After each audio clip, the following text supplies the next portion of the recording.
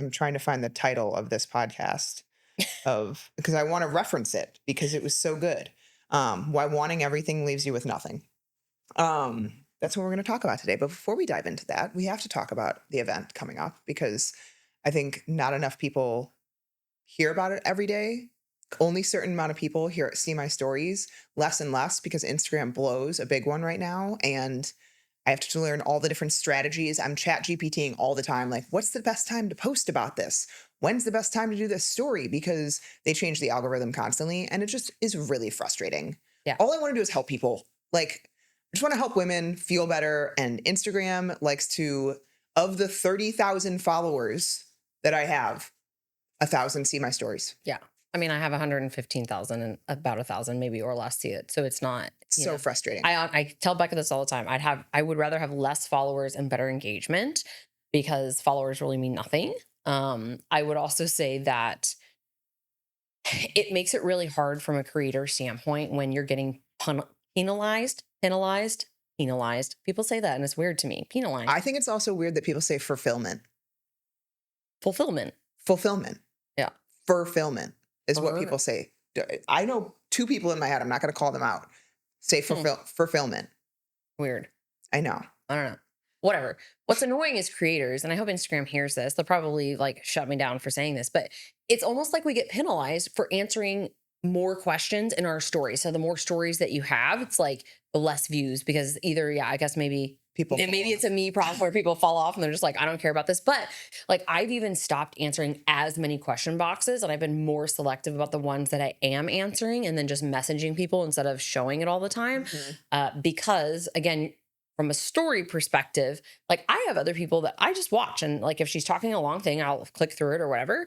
But the best way that you can help us with that is to engage, right? So comment, like, message us, whatever, share our post, tag us, all those types of things. It is very frustrating because it's like so much time and energy put into thinking about making reels, what topics, answering questions, serving, giving back to people. And some days I definitely just have like the case of the efforts because I just get exhausted from it. I know you do too. It's just like, I also just like, what am I going to talk about?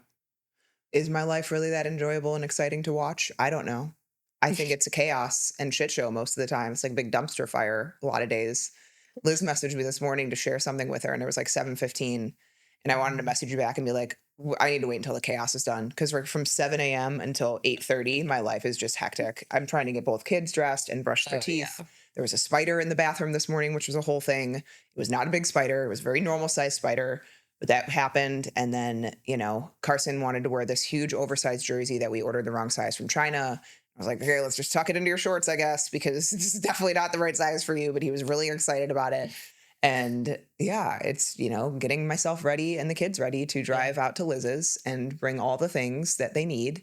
Because I'm an over analyzer and packer, 1,000%. I am an overpacker. I have no problem with it. Yeah. No, I like options. I'd rather be prepared than not.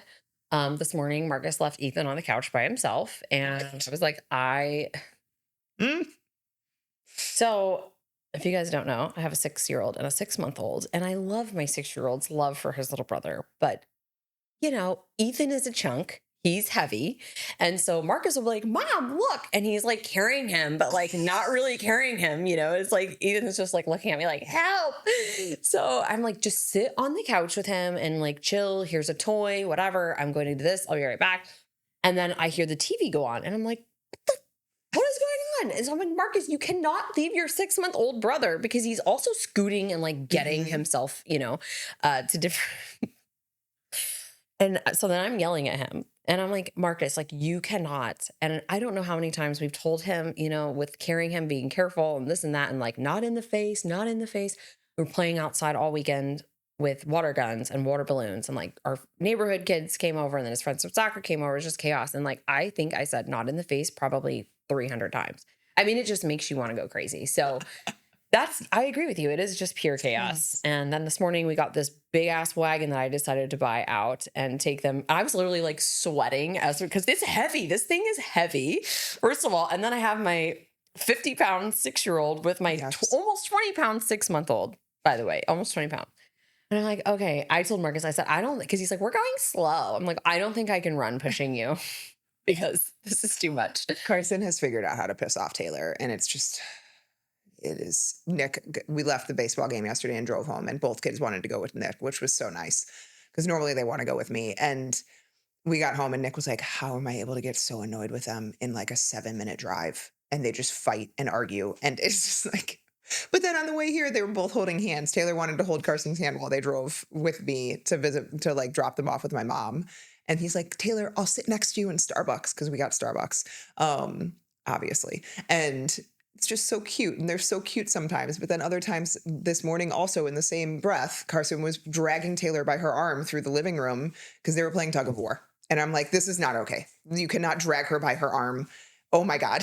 And he threw a ball at her back, and I hear her. I ran upstairs to grab something. I come downstairs and I hear Taylor just like wailing, crying. And I'm like, what happened? What happened? What happened? Carson threw the ball at my back. And Carson's like holding this ball, like squishing it. And he's like, yeah, I did. He's like, it's squishy. It doesn't hurt. I'm like, well, if you throw it hard enough, most things hurt, Carson. And I'm just like, I can't. So, it's siblings. That's what they do. They fight, right? I used to fight all the time with my siblings. My brother used to play tackle football with me in the basement. He would play on his knees, and I would try and get by him, and he would just tackle me. And it's what you do when you're kids, right? Yeah. So anyways. My brothers used to fight, but they would like, okay, so they're, I think, about 2 years apart, and big boys. They would like try to like fist fight each other. And so I just remember that my dad would always come downstairs and be like, boys, take it outside. So they'd go out in the driveway and just like start, like, they're just like fighting each other. And then my trick was, if they were like, because they used to tease me a lot, I would just run to the top of the stairs and yell for my mom or dad. And then they would just scurry back to the couch and sit there like nothing ever happened. Bullies. I know. But we're going on vacation with them this weekend. It'll be good to see them and their kids. And it's so weird how your kids look so much like you in different ways. Like I look at my nephews and I'm like, you are and Marcus with Art. I'm like, you're literally a walking mini dad. Carson looks like my brother when he was young. And it's so strange. And like, just like looking at your kids and being like, oh my God, I made you. I made you. It's so weird. It's so weird. It will never get normal to me to look at my kids and not think about that. But anyways, on to the topics. So today, the reason that I brought up that Hormone podcast title, because that's what we're kind of basing this off as, is like, I've actually listened to it 3 times now. It's short. It's like 17 minutes, which I loved. But it talks about how so many people are unhappy today because they want everything they have, but they also want things they don't have, and they want none of the negative of it all. Like they literally want everything to be perfect in their life, and the expectations have just gotten higher and higher as humans, but we haven't changed. So like, it's literally impossible to meet expectations nowadays, ultimately, with all of the social media pressure, all of what you think is going on in other people's lives and likely isn't. Like, it's just, we have not changed, but our expectations have basically continued to go up and up of what our lives should look like. Yeah, I think there's a few mentalities around this, right? Like that things should just be easy and things should just be handed to me depending upon the way that you grew up, right? I think that makes a big difference in people's upbringing, and kind of this mentality of I get whatever I want. I do what I want, right? And not realizing that there's a lot of hard work, sweat and tears and grind that have to go behind the scenes. And one of the things that I think about is, so you want to have your cake and eat it too, right? But how long are you willing to endure the hardships and the suffering, the sacrifices, I should say? Like, how long are you willing to give things up to reach your goal? Because I think most people will quit before they reach their goal, or they will blame other people. They'll find all the excuses in the book in terms of I didn't have time or whatever. It's like, no, the reality is you didn't make time, because there are so many examples of people who are very successful who have gotten to the place that maybe you desire to be. But the thing that separates the two of you is that they actually followed through and did the work and you didn't. And there's negatives you thought with that you did, right? Like you thought that you did. Totally. Yeah. And there are negatives with that, right? That's the downside. That is, everybody wants to be that overnight millionaire success. Like, remember those TV shows and all of this stuff. And it's like, there is no overnight success. I mean, very, very small percentage of people who like went on Shark Tank and then all of a sudden blew up, which, by the way, high chairs, Catchy. Have you guys seen this thing? It's called Catchy. It's fucking $60. I feel like it's a lot for a piece of plastic. But you know what? I've ordered it because I'm going to see if it works for this high chair situation because I don't want my floor to be dirty. Otherwise, I'm getting the disposable mats and just tossing them out. Mhm. And I know that's not good for the environment, but that's going to be the reality. So catchy, that was on Shark Tank. That's what made me think of this, right? So maybe some people are on Shark Tank, but the reality is there was a ton of blood, sweat, and tears. How many investors did they have to get? How many pitches did they have to make? How many times did they have to go to manufacturers and get told like this model doesn't work or this spec isn't going to be right? And, you know, it's like defeat, defeat, defeat, defeat until you have that breakthrough. And I think most people don't don't put in the effort long enough to get through Yeah, and I think to people breakthrough. also completely underestimate that even though what you think you want, I think people think they want something and that thing that they want is going to come with no downside. Yeah. And that's kind of the concept that I was thinking about with this podcast is like people want to be healthy, right? They want to look a certain way, they want to feel a certain way, and they think that that's going to be all beautiful and rainbows. And guess what? When you create more health awareness, now you have more fear of a lot of things too. You worry about a way that you're feeling one day, or you worry about all the ingredients that are in your food, or oh, now I gain a little bit of weight. I'm afraid to go back there. I've given up a lot of things that maybe quote unquote were like fun in my life. I've completely changed the type of people that I hang around. So like, I think a lot of people think of the good things of what they want and they fail to think of the bad things that will happen. I hate to say bad, but like the cons, you know, the sacrifices, the things that are going to be on the other side of that grass. The grass is not always greener. There's always going to have weeds in anyone's lawn. There's going to be bad things. And so many people just constantly are like, I want that, I want that, I want that. But we don't think about what we already have. We don't think about the expectations and the commitments that have to come with those things. Mm. And it's just, it's always, I want more. I want more. I want better. Why can't I have those things? It's like, well, have you thought about what your life's like now? Is it really that bad? And if it is, okay, then maybe we do make those changes. But the other concept that I thought about is like being happy with what you have too, Mm. to an extent. Okay, if you are really unhealthy, if you are struggling with a lot of symptoms, it's hard to be happy. And then in those cases, like things need to change.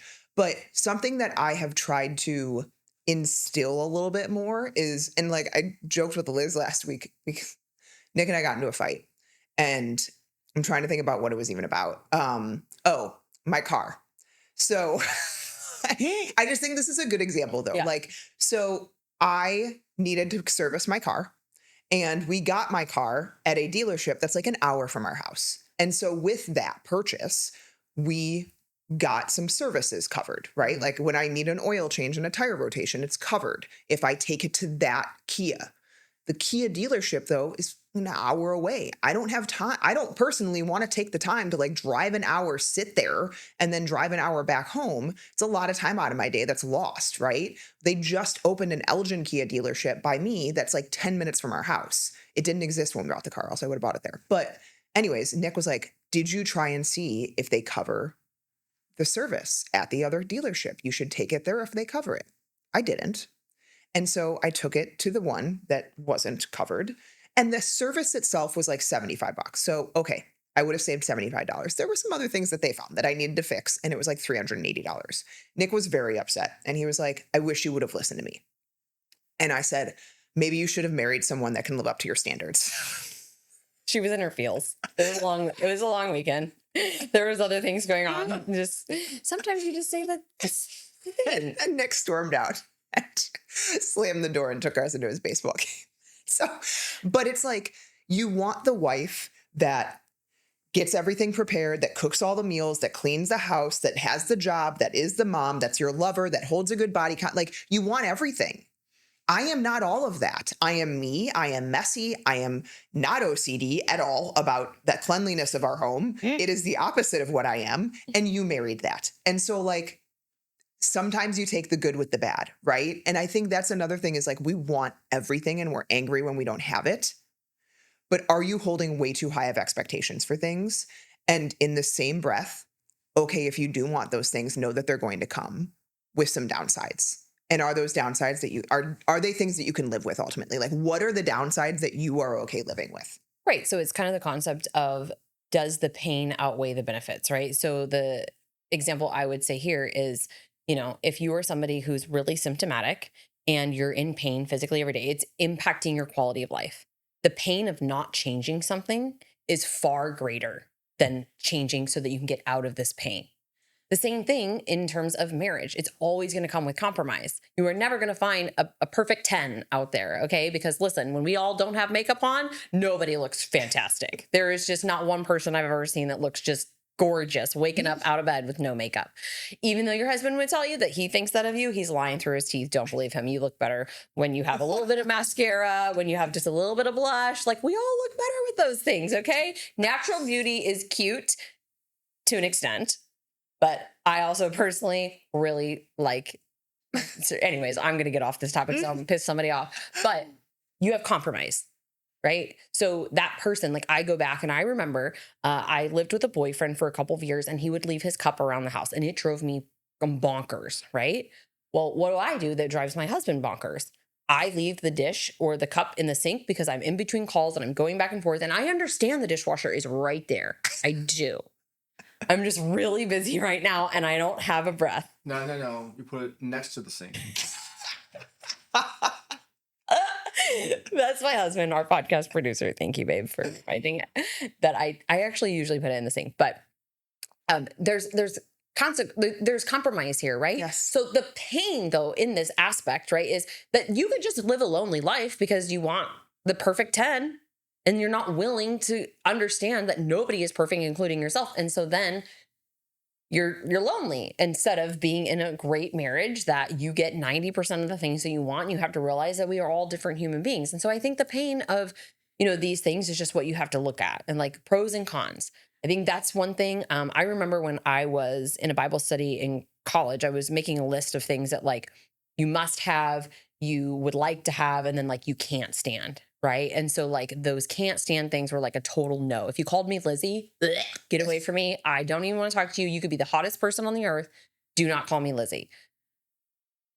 On the other side, there's a lot of things in that gray area that like you got to learn a little bit to live with, like that cup that was there. Yeah. Right. Okay. That honestly wasn't the worst thing because I know other people do have their quirks that are far worse than that. So I had to realize that living with somebody and co-inhabiting and then creating families, even from a marriage standpoint with children, right? Like there are certain things that like I disagree with Art on, and I'm sure you do this with Nick in terms of like our kids, what they should eat or what they should watch or, discipline. Like I think there should be more spankings that are happening currently because we are in that phase, y'all.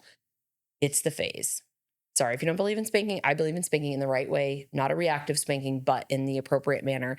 And it's something that when I grew up, it taught me lessons, right? And I think there has to be consequences. But going back to the topic of today, if you're always unhappy, ask yourself, what will I need to change? And am I willing to do that? Am I willing to push through and persevere to get the thing that I want? And then recognize that also when you get the thing that you want, there's still going to be downsides to it because nothing is ever perfect. It's kind of like also the thing if you said, I want to weigh 130.2 pounds. And you got to 130 pounds and you're still not happy. It's because you didn't do the inner work and you didn't really fully commit to this lifestyle that makes you happy and makes you feel good. You chased the wrong thing. So also ask yourself, am I chasing the right thing? Yeah. Because I think we should start chasing feelings, right? And being happy along the way. Yeah, absolutely. And I think at the end of the day, I think a lot of people too imagine that something is going to look a certain way when they get there. Right? Like when I get healthy, my life's going to look a certain way. And again, it's this expectations thing. Like guys, lower your expectations for some things. With my health journey, I have kind of removed all expectations. I'm like, you know what? We're going to try things. We're going to try things. I'm going to see how I feel. I'm going to evaluate what that looks like in my life. And we're going to see if it's a good fit. Correct one thing here though, because I think people will take this the wrong way and spin it. Lower your expectations in probably terms of the time frame things are going to happen. The time frame. Yes, absolutely. And also like, I think too, the extreme, I guess, time frame encompasses everything. Because like you can get to a really extreme health place, optimization place. It's going to take a long time of teetering. And you probably won't be able to live there forever. There's going to be ebbs and flows and ups and downs. And that's just life. Like humans are going to human, life is going to life. And at the end of the day, knowing that, okay, on this health journey, evaluating, is this the best place for me to be?